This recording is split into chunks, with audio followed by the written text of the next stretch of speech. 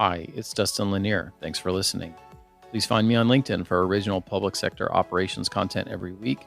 And please reach out to me if I and my team of procurement professionals at Civic Initiatives can help you be a public procurement change agent. Hi everyone, thanks for coming after lunch. We really appreciate it. I'm Jennifer Salentic. I am with Compare Co-ops. We are a free technology that allows you to get quotes from companies that have cooperative purchasing contracts across multiple cooperatives all in one place.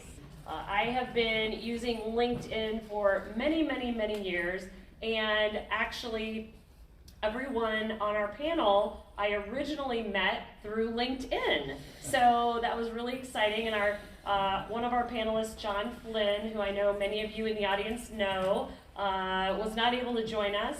And so with that, I'm going to turn it over to Steve or Stephen. Either one, doesn't matter. Steve or Stephen. And he will introduce himself, and he is here graciously pinch hitting for John. So thanks, Stephen. Thank you. My name's Steve Nelson. I'm the Chief Procurement Officer and Director of Procurement, Contracts, and Materials Management for Oregon State University. We used to be part of the Pac-12, but I think it's now the Pac-4. So yeah, we're in a very interesting time at Oregon State. But like Jennifer said, I'm filling in for John, who unfortunately went down to see some of our research vessels that were being built down in Louisiana and contracted COVID. Using LinkedIn for me, I don't have as much experience with it with John, but I'll try to cover his slides the best possible.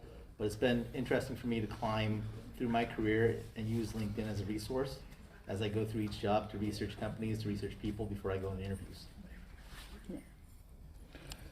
Hi, I'm Dustin Lanier. I'm a CPPO. I'm the founder of Civic Initiatives.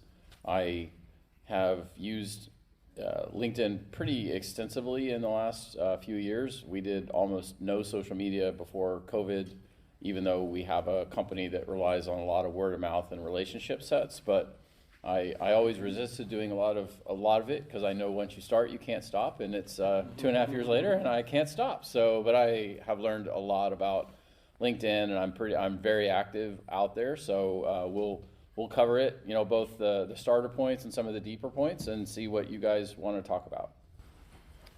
Good afternoon. Good afternoon. All right.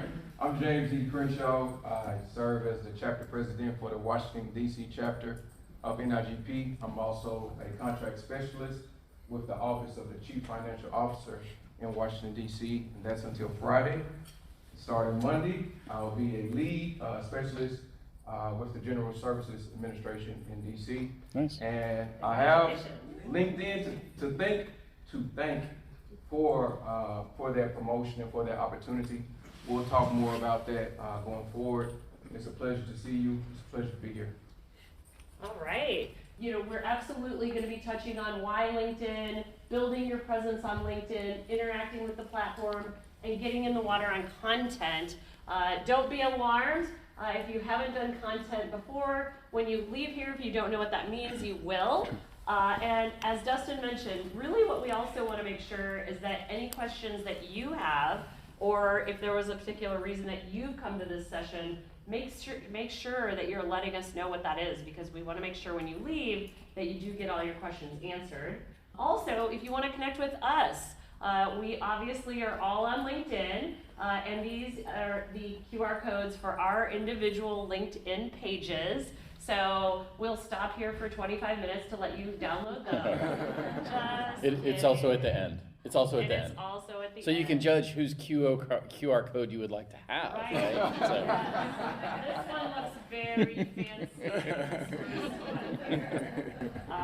But it's really wonderful, and you'll hear more as we go along, different things that are skill sets of the four of us, because like all of you in the audience, who will let us know what your level of skill is with LinkedIn with this Slido poll, so what your level of comfort with LinkedIn is.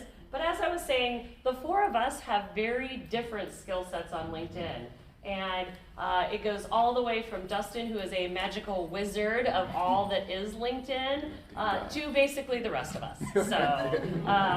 So you'll get to learn a lot of things from each of us today. So as everybody's doing that, we can see that most folks check their account several times a week. That's really fantastic. And about 30% of us so far have an account and check a couple of times a month. 15% have an account, they think, but don't use it. 12% of us are a LinkedIn wizard. Ooh, I cannot wait to see who those folks are, because what we would like to do is have you also help us. And 7% don't have an account because you heard there were no cat videos on there. I completely get it.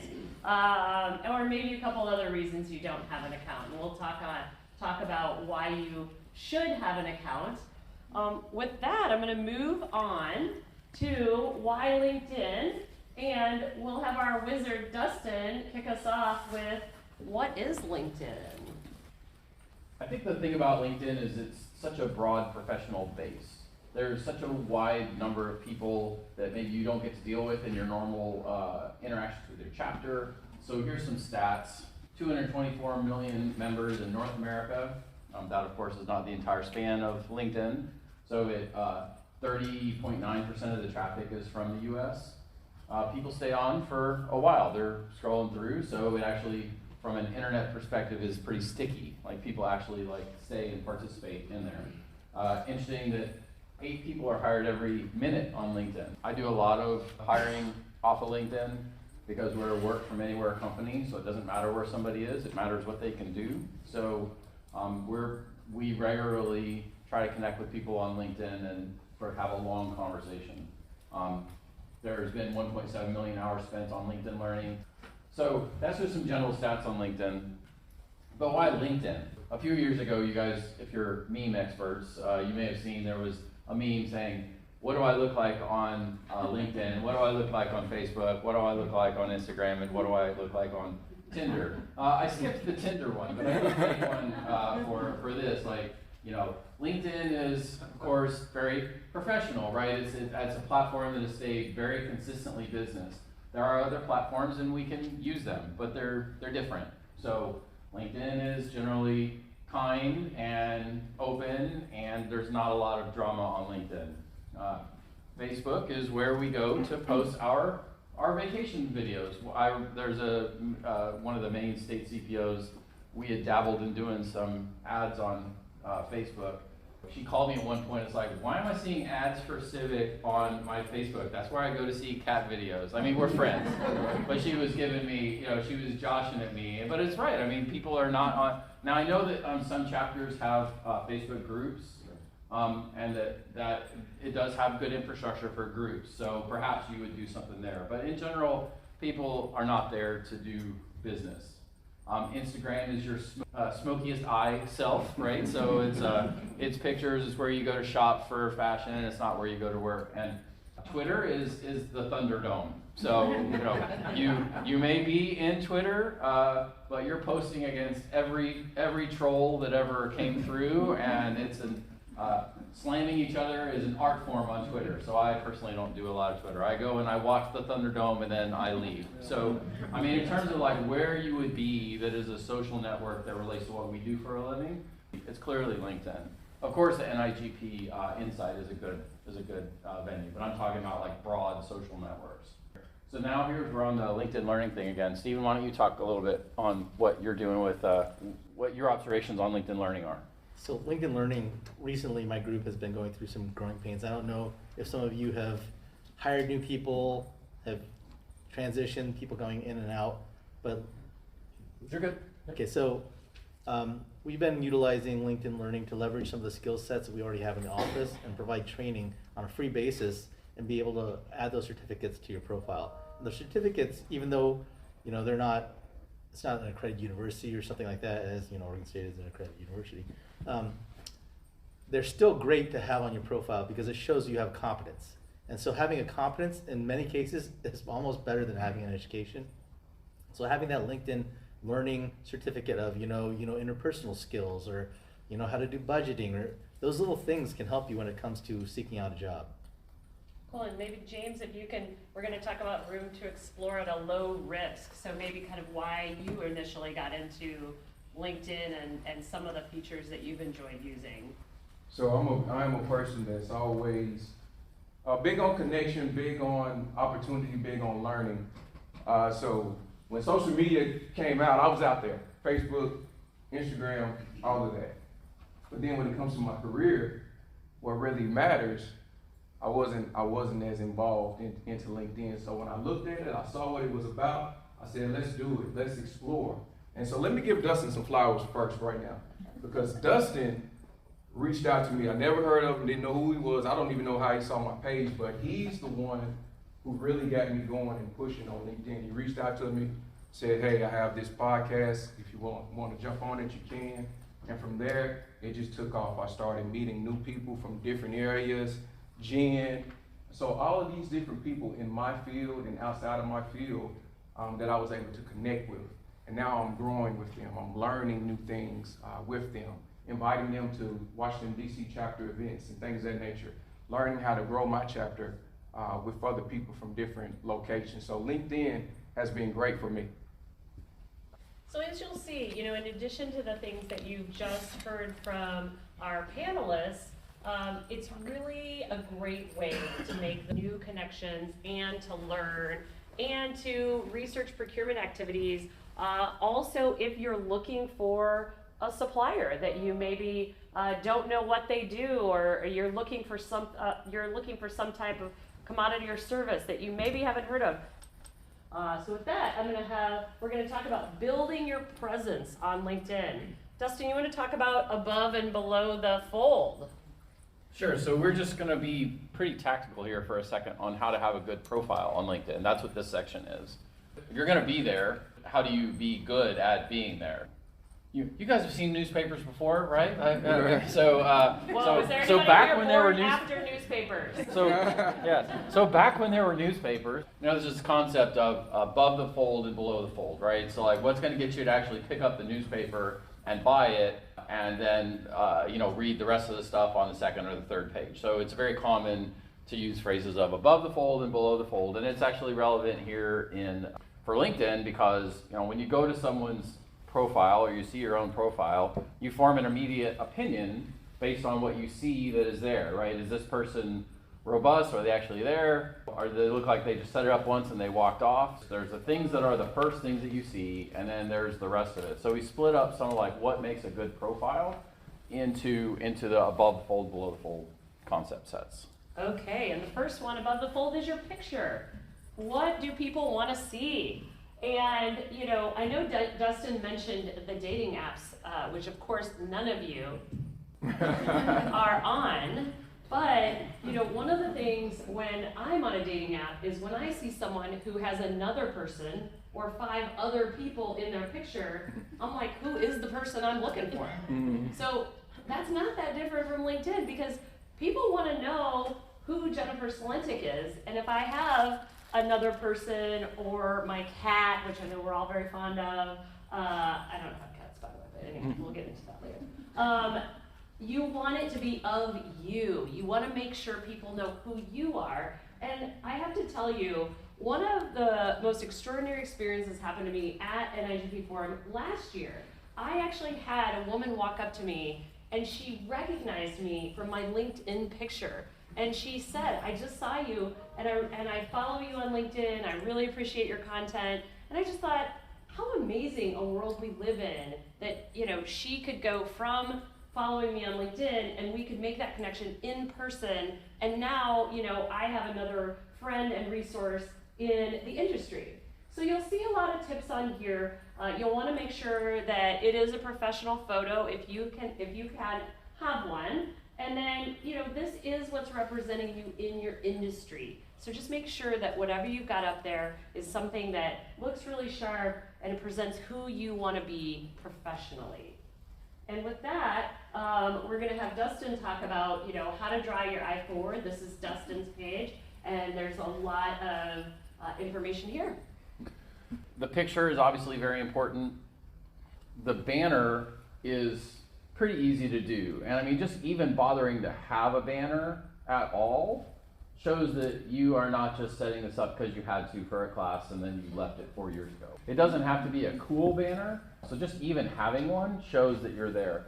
Now, if you have Canva Canva is super easy. It's really, really easy to make nice looking banners if you want to, or just take, like for your chapter or something, take the logo of the chapter and stick it up. So I get a little extra on my banner just because I'm here a lot. So what I'd say is that either do something for your thing, or if you have some kind of a social proof, you guys get that concept, like proving that I have social merit because people have let me speak in front of rooms before. So that's a picture of me from speaking at, I think, Louisiana. And so those banners are super easy to do. So if you have social proof of some form, you speaking at Capo or something, it always draws the eye down. The title is probably the main thing I would say make sure to think about when you're setting up your title.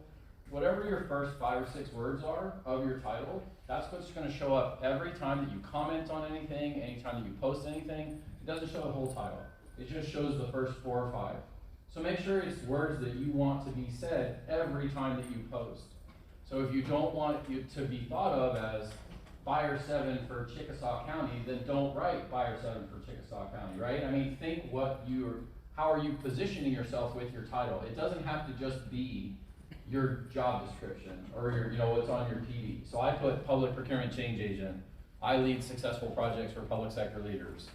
And then I put a bar in, right? Founder principal at Civic, bar, certified public procurement officer. So I use the whole space to tell my story, and that's so think about it in terms of the intentionality of it. Hashtags, if you're in creator mode, which there's a choice on how you present your profile, if it's just a resume or if it's a creator, we'll talk more about creating. If you do use creator mode, have this hashtags that you use consistently is really important. It may be in creator mode, but I think everybody has a call to action button. So you can put something in that says, hey, learn about my chapter, right? Or learn about, go to my bid site or whatever. Everybody has a call to action button that you can put onto your page. Try to connect to a handful of people. Again, like if I'm looking at people's profiles and I'm figuring out, is it even worth it for me to extend an invitation or have a conversation? If they're only connected with 5 or 6 people, I'll assume they're not actually there. When you come to this page, and we just pulled mine up just because I do the banners and all that kind of stuff, it shows that you're there. And that's the main thing to take out of this. If you're trying to figure out an image for the banner, a good one would be an image from your city, your county, something that's stereotypical for your area, just to get you started until you think of the thing that you want there. So several agencies will have like stock images. There's tons of sites that have free commercial use that you can use for free. Unsplash and Pixabay are great. Anybody else have any tips from their page? Or, question. I have a question. So you mentioned about social proof, and you're showing like, oh, here's where I spoke in front of a room. What if we're not cool and don't speak in front of people and don't have a bunch of, we're not running a business or we're not, Oh, thanks. You seem very cool. Right? I wasn't fishing for compliments, but thanks. But if we're just sort of your average Joe who's not running a business, we're just sort of representing ourselves as a person, what are suggestions for social proof of who we are as a professional in that sense? I'll make one comment and then please from your perspective. I mean, it doesn't have to be a huge room. Like let's say you ran a training class or you're walking a job site like to do an inspection for whatever and somebody takes a picture. So if you're comfortable doing that, any of that kind of stuff can be social proof. If you're not comfortable doing that, her suggestion was great. Whatever city you're in, you can go to Google and you can type city wallpaper 4K. And you will find the coolest picture of your city that you ever saw among a million choices. Then you can just put a picture of your city up. But even just making an effort, I can't tell you how many LinkedIn pages I come to for procurement that have no profile picture and no banner. And then you're just like, they're not here. And you just sort of move forward. Go ahead, James. Yeah, and I would say you don't have to speak in front of large audiences. You don't have to be a leader in your department. Participate. So what are the things in your field that you're participating in? Right You're right at this now. conference? You can take a picture of each one of us talking right here, right now. There you go. Well, guess what? We're on my slide now. So I was getting ready to ask the audience to do me a favor, because if you see my slides, I'm speaking. So I need someone to take a picture Yes, of me. everybody take a and send picture it to and me post it. so that I can update my features. But you're at this conference, so I'm not sure if you're not on LinkedIn, but if you are, you've seen a lot of people on LinkedIn posting day one at the conference. Met a lot of great people. This session was great. Oh, I'm sorry. This session was great. Things of that nature. So if you're just showing that I'm out there, I'm doing things in my field, for me, that's social proof. You don't have to be standing in front of a large audience. Let me ask everybody a question. So we're talking about your featured section. How many people got their hair cut or hair done or bought a new outfit for this conference? Okay, that's good. Well, I'll just say this. So for me, my getting a haircut is like a feature. You guys are only going to see me this weekend, right? A lot of the times the beard is a lot drawn out, it's looking, the haircut is not. But you don't get to see that. You only get to see the feature. So when I think about my feature, I think of the best of myself, the best of what I've been doing over these past few months. And it's diverse. So let's go through it a little bit. This is me leading our chapter Purity Month luncheon, and we're sharing professional development, things of that nature. Then here, this is me at a church where I'm giving them information about how to gain government contracts, how to grow within the government. And then the last is the one that I was just talking about. I'm not leading, I'm not talking, I'm learning. Mm-hmm. So I'm with my peers and I'm learning. And so I'm sharing that, hey, we can learn, we can listen, we can lead. And that's my social capital. I'm saying, hey, I'm a friend of my industry. I'm a friend of procurement. I'm a friend of you. We share similar interests. And so that's what we do with our feature section. And literally all you're doing, somebody's getting a lot of emails in here today. Yeah, I'm having on the computer. Okay. So we'll keep going. So yeah, it's the best, and it's not hard. I wanted to tell you that LinkedIn is not hard. If you're on Facebook, if you're on anything, it's no different from adding an attachment to an email. You're putting your picture in where it says put your picture. You're updating your status where you update your status. I mean, simple status is like, hey, I just completed a great RFP, we awarded a great contract, or I just attended a great meeting. Those are things, and you will be surprised at how many people are doing the exact same things of you. Just since I've been here, this week, we've been here how many days? 3 days? I made one LinkedIn post my first day here just saying, I'm happy to check in.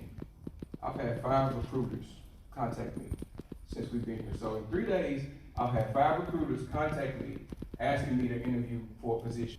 Just because they're on LinkedIn, just like Dustin was saying, he's looking at those things. It will happen for you.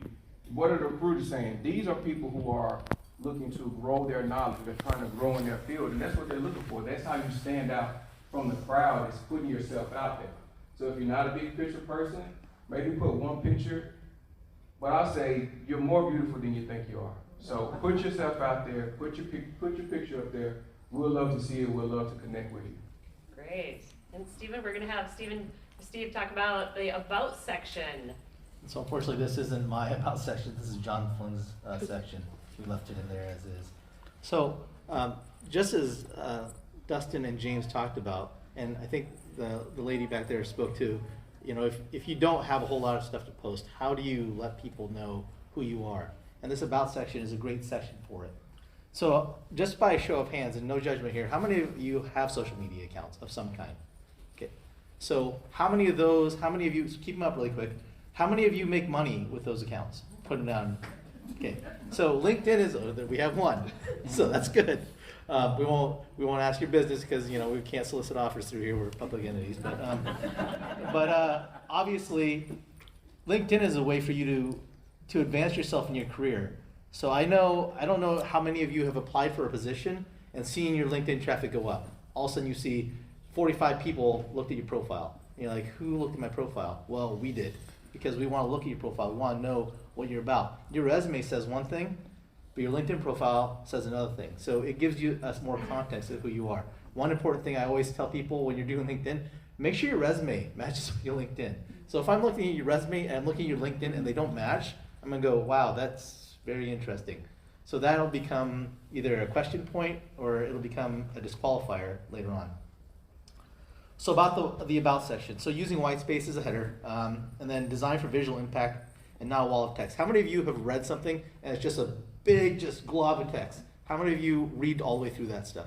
Never. Yeah. So you want a scannability. You want to put the things that you want highlighted so let people know what you're about, what you do, why and what you do it. The why is really important. I know a lot of us in the public sector, we've been really concerned in past decades of the how. How do we do things? How do things happen? And I'm pretty sure all of you have heard of, we've always done it this way, right? And so that's kind of the how of public sector. The why is really getting really important in the public sector now. So with my group, we really talk about the why of our processes and why of what we're doing. Why are you on this page? Why do you want a new job? Explain that to people. Let people know what is impactful about you, what is impactful, especially if you're looking for a job, impactful for you that you're going to make a difference. How do you make a difference in organizations? So when we hired John, I looked at his about section in his LinkedIn page just to see, this is a guy in New York and we're in Oregon. So we're about the polar opposites. I can't really go and talk to him very often. I can't really get a sense of who he is. LinkedIn page was the best way for us to do it. So he had a really good aspirational tone in his about page. It really told what really drove him, what was his passion about, how do you feel, how do you serve customers, how do you feel about customers. So those things are really important. He has something on here which he's more of an expert on about, again, Dustin talked about below the fold, above the fold. So the creator mode, if you're in creator mode, it's going to be under the fold. You always want to bring the eye down to more detail. So if it's above the fold when you're not in creator mode, you want to put those emojis up there. Yep. And a little cheat guide, if you're like, I don't know how to do that. I gave a speech on generative AI on Sunday, and so if y'all haven't used ChatGPT yet, I'm happy to talk to you guys about it. You can literally go into ChatGPT and say, I'm a procurement professional, I have this resume. You can just Control-C, Control-V your resume into the prompt. I need an about section in my LinkedIn that does this, and it'll drop out something for you that you can then play with and consume. So even if it feels like, oh, how would I ever do this? There are huge cheats to actually getting this stuff done. So A lot of help out there for you. And as well, the folks in this room, the folks on the panel, some of your peers. Anybody have anything they'd like to add about the About section or a question? Yeah. Just as a caution, you might, if you're going to post anything about your governmental entity on your LinkedIn page, check with your communications office and make sure they're okay with it. Yes. Because the minute you put something up there, you become a spokesman for your entity. And if you're not careful sometimes, you say something, you're going to read about it, or you're going to be standing in front of an oak desk somewhere trying to explain why you said something that the district may not, or your entity may not agree with. Yeah, that's a good point. Yes. LinkedIn is really a place to exercise caution in general, because this is your professional site. So you definitely, something that you wouldn't or couldn't say to your boss's face likely should not go on your LinkedIn page as a rule of thumb. But an excellent comment that you should get with your agency comms department if you are going to be posting anything about your agency specific. Excellent point. They may have a specific, if they say it's okay, they may have a specific media generated logo or whatever that they want you to use because they care about how they look on other pages too. Absolutely. I think it is an important concept, though, to think about brand me versus brand my job, right? So brand you is that you are an experienced procurement professional that has employed strategic, thinking, and you develop this kind of stuff or whatever. And it is a good exercise, I think, to think about brand you. Like if you were to describe you without calling out your job exactly, but what are you? And if you can't do that exercise, then, put on some piano music and sit and think about it, because you're not your job, right? You are brand you that is working at that job. And so being able to have that distinction in how you write about yourself, I think, is important. Oh, so I was just going to kind of piggyback on the case that you have your personal profile for LinkedIn where you would do exactly what you just said. But for us procurement professionals that may want to post solicitations or outreach, maybe you will work with your comms department to build that specific page for the agency, so to speak, for procurement office.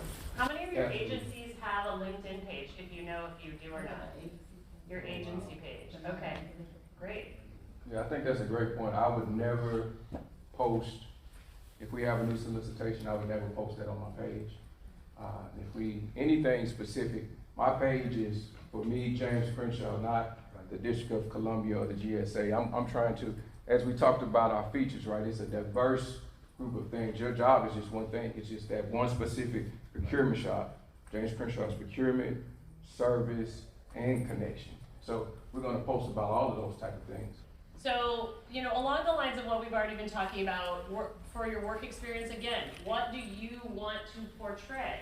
So even if you're not looking for a role, you want your work experience to portray whatever expertise you have. So if you want to be a mentor to others in the industry, does your work experience show them that you're someone that they can reach out to?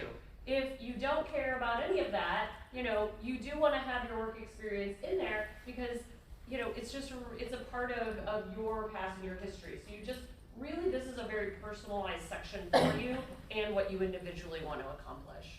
The same thing with recommendations. Now, obviously. Hey, Jennifer, Yeah. I think you wanted to Yeah, jump go ahead. in. I'll go ahead and take it. So we were talking about social proof before, right? And if you don't have that social proof aspect, this is a great way to garner it because other people will comment on how you work. So having that proof in there. And so I want to really ask a quick question. What is your resume for? Anybody tell me what's that for? Sell yourself, right? This is the same aspect as you're trying to, especially if you're going on a job hunt, you're selling yourself through a dynamic medium, right? You have the ability to change this on the fly, and this isn't something that you're handing to somebody where it hits one person. This is hitting a lot of people. As James said, people reach out to him just because of this.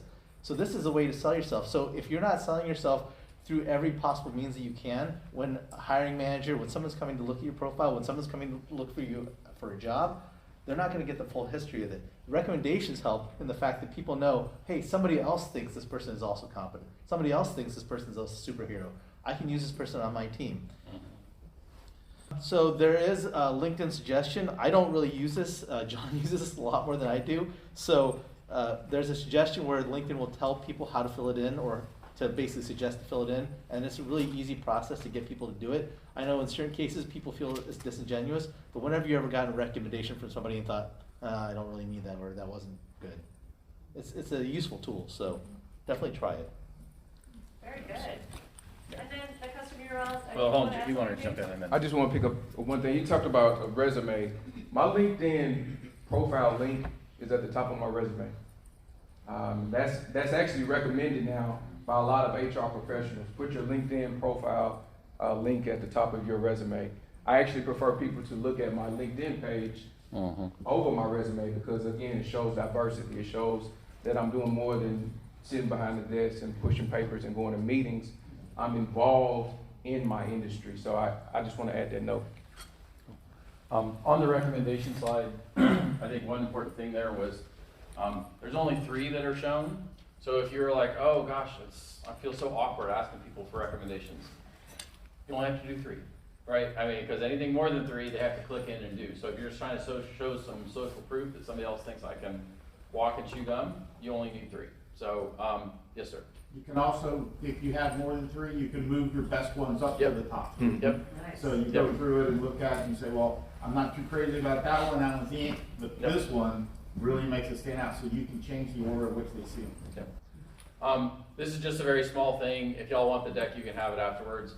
The way that your LinkedIn reads can be it doesn't have to be, Dustin 754-348-777-777, right? So you can make your URL actually be your name, and you can make it work. And so, like, if you're going to put it at the top of your LinkedIn or of your resume, it's nice to have your LinkedIn URL. It's just a very small thing that you can do that shows that you've bothered to do a thing. All right, here's a lot of the questions we've had about sending invites and, how do you grow your contacts? So anybody on the panel want to start with how they grow their contacts? My one recommendation, when I send an invite to a person, I tell them why I'm sending them the invite. People appreciate when you are more personal. So just a blind, hey, I'm sending you an invite, those are okay. When people are in your field and you see a blind invite, it kind of makes sense. So again, since I've been here, and I've posted, I've received a lot of invitations. There are no notes attached to those invitations because they know that I know that they know that I know why they're sending the invitation, right? So it's okay to send them blind, but put yourself out there. If there's groups that you want to be a part of, you send it. They don't take it, then that's fine, but you just send it. Put yourself out there. You will be amazed with how many great people you can get connected with on LinkedIn by just putting yourself out there and sending that invite. Yeah. And then if you're wondering, well, how do I find those people? So, you can go into the top of LinkedIn and you can type CPPO or CPPB or NIGP-CPP, and then you can constrain it by geography, and bam, you probably have 80% of the procurement people that are in your region just by doing that search. Of course, if you have like a chapter online, and there are people on there that you don't know yet, you can connect. And then you'll see content, as we'll talk about like customizing your feed in just a second. But as you see content out there that is procurement oriented, if you just simply look in the comment section or the like section about who else is interacting with that content, that probably gives you a pretty good idea of who's actually out there. So if somebody's putting out content, where's Teresa? Yeah. I know who Teresa is because Teresa's smiling face is on my content a lot. And I'm like, oh, I know you, right? So like, if you interact with people's content, you'll get noticed, right? And then it's very easy to build your connection set within that. Go ahead. So when you say search for like CPPO, CPPB, search for CPP, is that searching the name field or what is that searching? No, it's searching the whole resume. Okay. Like it'll go down in. Yeah. James did mention something. So James, when you mentioned there's no note with the invitation, what does that mean? What is a note? So when you send an invitation, there's a place where you can put a note there saying, hi, who you are, why you want to connect. A lot of times people will say, I was very impressed with your profile, would love to connect, would love to learn how to grow my chapter, would love to learn about leadership development. So it just kind of makes the person feel a little more comfortable, and you're leading with flowers, right? You're leading with a compliment, and it kind of help reel people in. Cliff, you said something that I want to speak on. LinkedIn is not the place to be humble. If you have certifications, advanced degrees, it needs to be in your name. That's what people see. On my normal signatory, I don't put MBA and all of that, but on my LinkedIn profile, you're gonna see MBA and all 3 certifications that I have. You need to see it. You're not gonna see that contract specialist, although I love my job. You're gonna see president of the Washington chapter NIGP. I want to stand out. So it's not the place to be arrogant, but it's also not the place to be quiet and humble, saying I don't want people to see my certifications, I don't want to seem arrogant, things of that nature.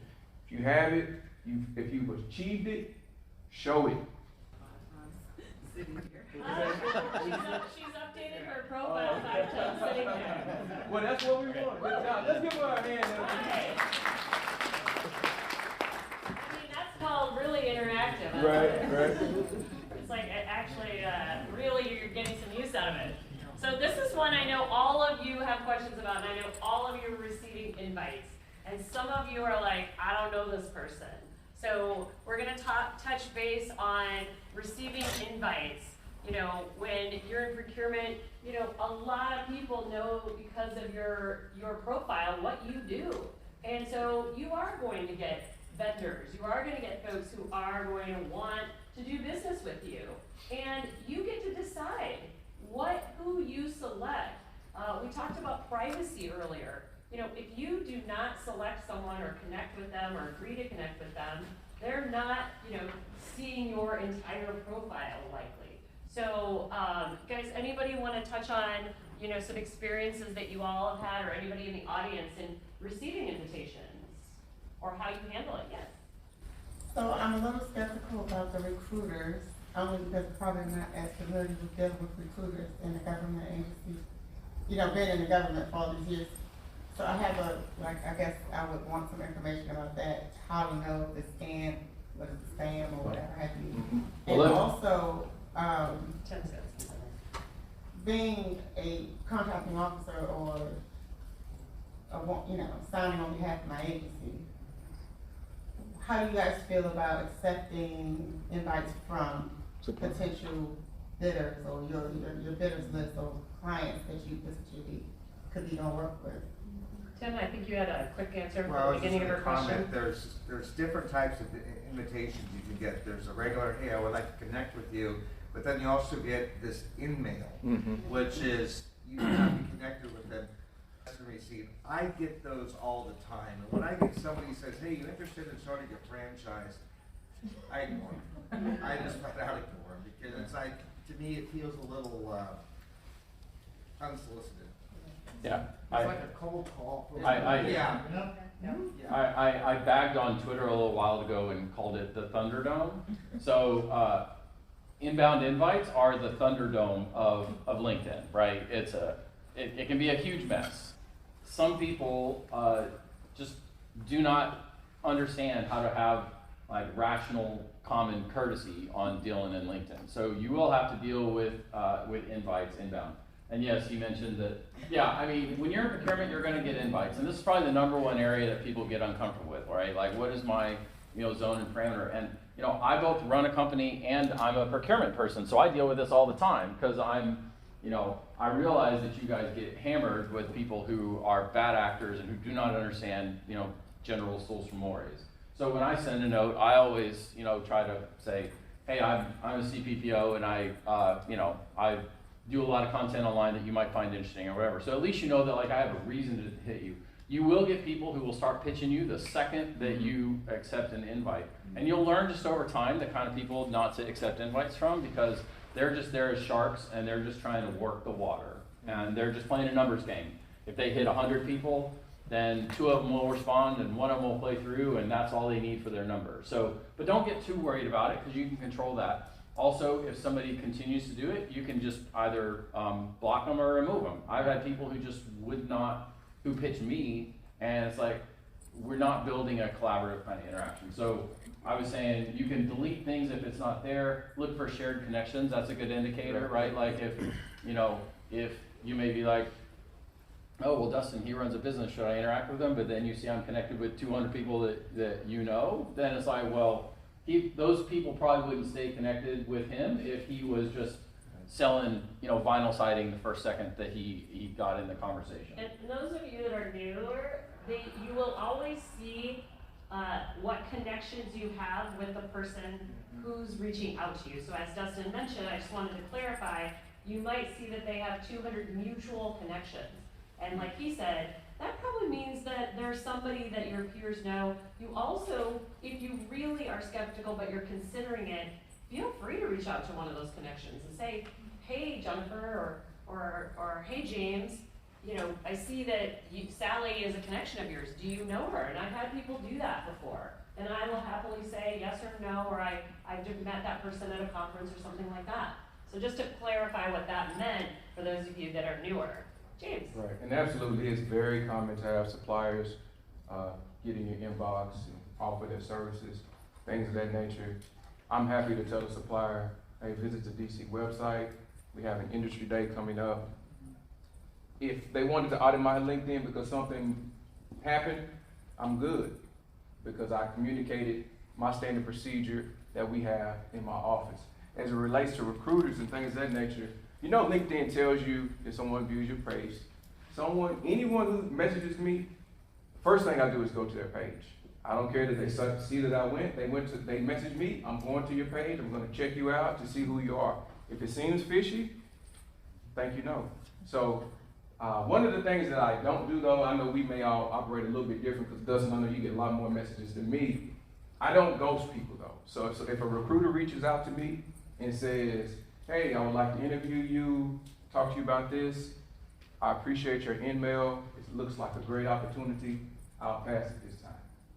You don't want to burn bridges. Because you may want to circle back to that particular company or that industry. But let them know that you appreciate them appreciating your profile. So just keep that professionalism going. And if you have to say thank you, no, that's what you have to do.